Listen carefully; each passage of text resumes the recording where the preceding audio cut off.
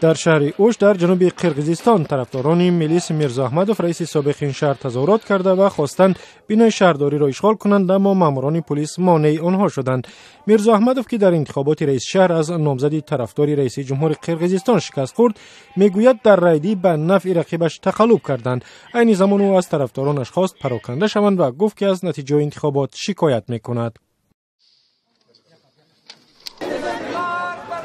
در افغانستان ساکنان ولایت غور به شهر کابل آمده و علیه غصب زمین از طرف یک فرمانده ارتش این کشور اعتراض کردند. این گروه که در نزد پارلمان افغانستان جمع آمدند میگویند مراد علی مراد گنرال ارتش 10 هکتار زمین مردم بومی ولایت غور را از خود کرده است، اما مراد علی مراد در صحبت با رادیو آزادی این ادعا را رد کرد و گفت مشکل مذکور بین مردم محلی و کوچی ها سر زده است.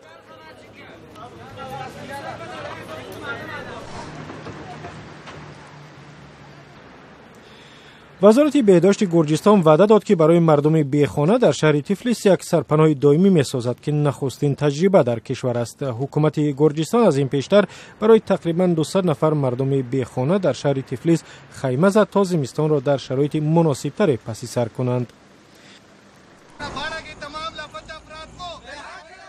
در شهر پشاور پاکستان نزدیکان افراد ناپدید شده با راهپیمایی اعتراضی از دادگاه عالی پاکستان خواستند بازگشت امنی عزیزان آنها را ضمانت بدهد.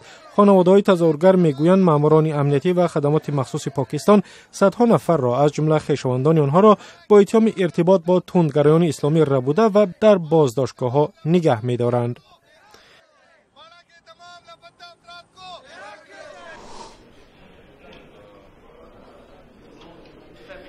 در قزاقستان نمایندگان کشورهای عضو بانک اسلامی رشد از جمله از تاجیکستان برای شرکت در یک نشست منطقوی جمع آمدند. در همایش در شهر المااتو مسئله رشد بانک اسلامی بر اساس مقررات شریعت در کشورهای عضو بررسی مشود. در نشست مذکور هیئت‌های 11 کشور حضور خواهند داشت.